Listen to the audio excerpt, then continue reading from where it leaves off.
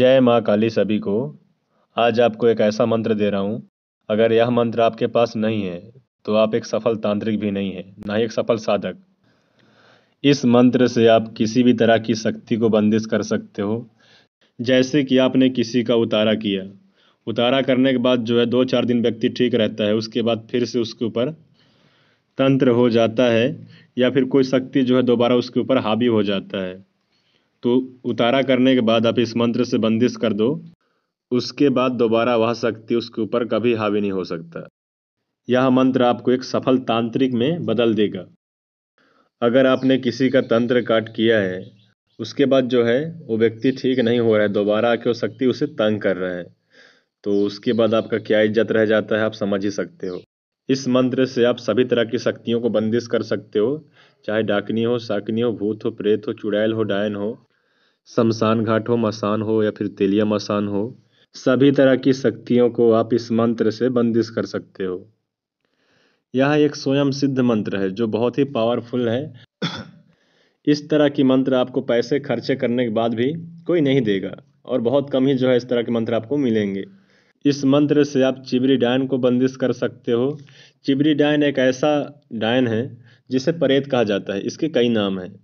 अगर किसी के ऊपर लग जाए या फिर लगा दिया जाए तो व्यक्ति कांटे की तरह सूख जाता है और उसे स्वप्न दोष ज़्यादा होता है। उसकी माइंड जो है सही तरीके से काम नहीं करता और उसके सारे शरीर से जो है चिबरी डायन खून को चूस लेता है, इसलिए व्यक्ति कांटे की तरह सूख जाता है।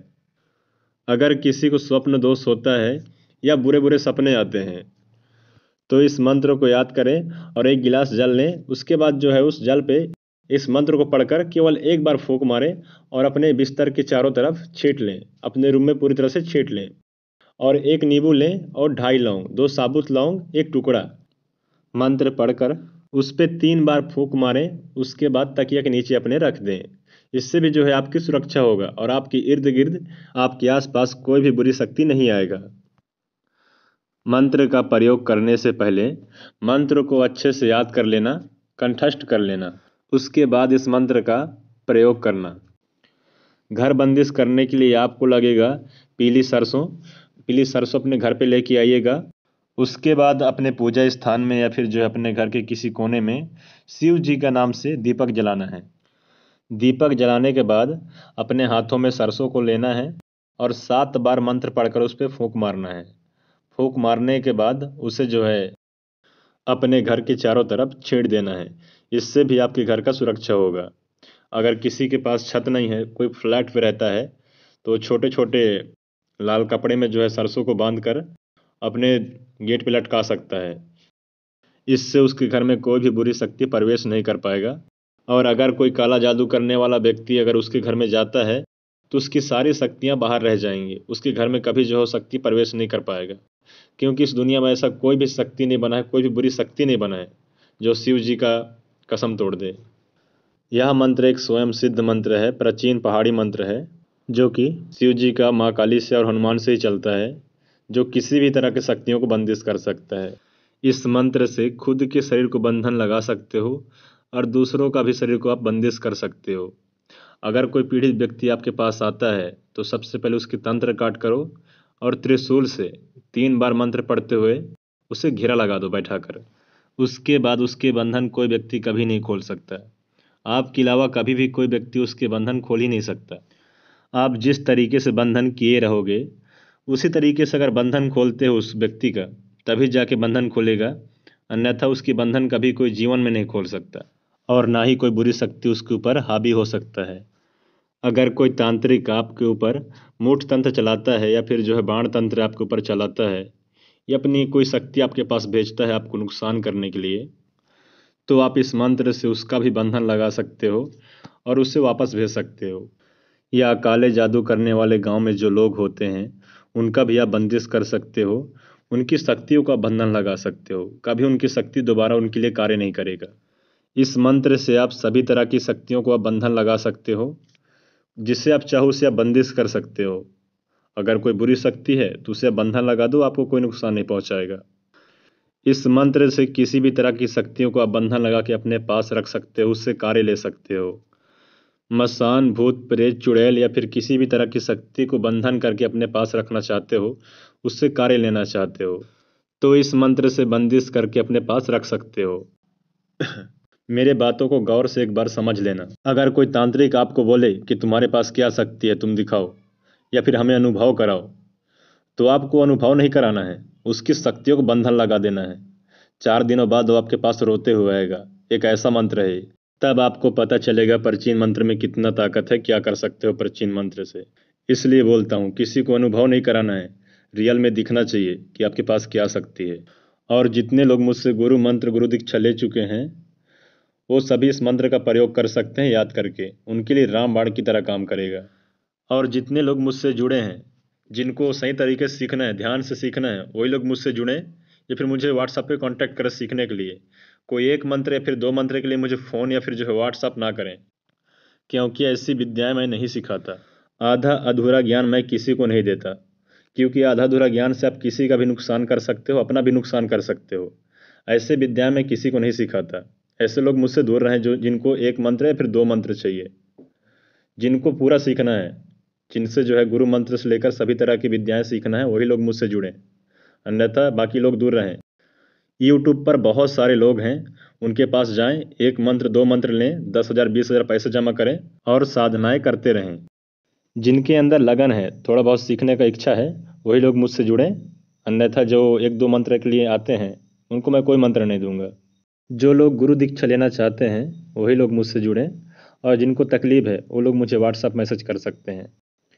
1 या 2 मंत्र लेने वाले मुझसे दूर रहें, ऐसे विद्या मैं नहीं देता। अगर आप किसी से तंत्र विद्या सीखते हो, तो आपको जिद नहीं करनी चाहिए किसी मंत्र के लिए। गुरु के हिसाब से विद्याएं सीखते हो, तो आपको आगे बढ़ने से कोई नहीं रोक सकता। आपने अगर किसी को गुरु बनाया है या फिर गुरु मंत्र लिया है, तो उनके बारे में कभी गलत मत बोलना। आपका गुरु अगर समझदार है, समझता है, तो आप उन्हें कुछ भी कह दो, वो पलट के कभी जवाब नहीं देंगे आपको। लेकिन जिस दिन जवाब दिया, उस दिन आप रास्ते पर आ सकते हो, कंगाल हो जाओगे।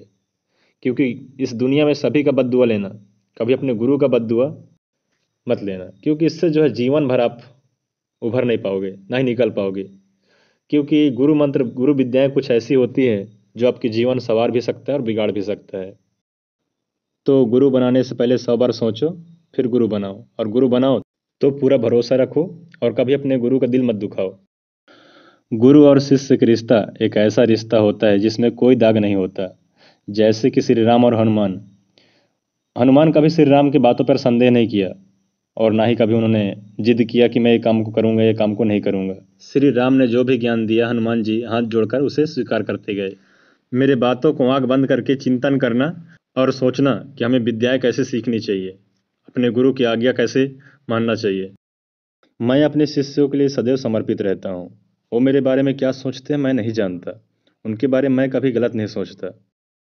अगर आप मुझसे जुड़े हैं, मुझसे तंत्र सीख रहे हैं, तो आप मुझे ये नहीं कह सकते कि गुरुजी हमें ये मंत्र दीजिए, गुरुजी हमें वो मंत्र दीजिए। इसके लिए आप जिद नहीं कर सकते। हाँ, आपके मन में कोई बात है तो हमारे बीच में रखिए, आपके सवालों का जवाब मैं ज़रूर दूंगा, मगर जिद मत कीजिए। अगर आप किसी मंत्र का जिद करते हैं कि गुरुजी हमें एक मंत्र दीजिए, तो ये सीखना नहीं हुआ। आप किसी चीज़ का मांग कर रहे हो, यानी ऑर्डर कर रहे हो। आप ज्ञान नहीं ले रहे हो, बस मांग कर रहे हो। ये विद्या नहीं है, आपको सीखना नहीं कह सकते, बस आपको ज़रूरत है इसलिए आप मांग रहे हो। इस तरीके से तंत्र विद्या सीखी नहीं जा सकती। आप लोगों को जो मंत्र दिया जा रहा है, अगर आप किसी के पास पैसे देकर भी सीखोगे, तब भी ऐसे मंत्र आप लोगों को कोई नहीं देगा। प्राचीन विद्याएं बहुत कम लोगों के पास रह गया है। अगर किसी के पास है तो आप उसके पास जाओ तो नहीं सिखाएगा आप लोगों को। आप कितने भी उसके जो है पीछे घूमो या फिर कितने भी आप उसे जो है पैसे दे दो, वो आप लोगों को नहीं सिखाएगा। प्राचीन विद्याएं अपने आप में ही स्वयं शक्तिशाली होता है। केवल जपने मात्र से ही आपकी सुरक्षा होता है। एक ऐसी विद्या होती है। ये आपके भाग्य की बात है जो आप लोगों को घर बैठे इस तरह की मंत्र मिल रहा है। जो साधक साधनाएं करना चाहते हैं, वो पहले गुरु दीक्षा लेंगे, उसके बाद ही मैं साधनाएं दूंगा। मेरे हिसाब से जब लगेगा कि वो साधना करने योग्य बन चुके हैं, तभी उनको साधना करने के लिए अनुमति दूंगा। ऐसा नहीं कि आप साधना करो और साधना में असफल हो जाओ। ऐसा साधना नहीं करना है। अगर ऐसा साधना करके आपको सफल होना होता तो यूट्यूब पर बहुत सारी साधनाएं हैं, अभी तक हर कोई सफल साधक और तांत्रिक बन चुका होता। अगर आप मेरे हिसाब से चलते हो तो आपको ऐसी ऐसी साधनाएं दी जाएगी जिसकी आप कल्पना भी नहीं किए होगे। बस आप अपने गुरु से छल कपट मत कीजिए। आजकल के जो लोग होते हैं जो यूट्यूब पर सिखाते हैं, उन लोगों से मैं एक ही बात कहना चाहूँगा, पैसे लेकर ब्लॉक मत कीजिए, किसी का भावनाओं के साथ खिलवाड़ मत कीजिए, इसका परिणाम बुरा होगा।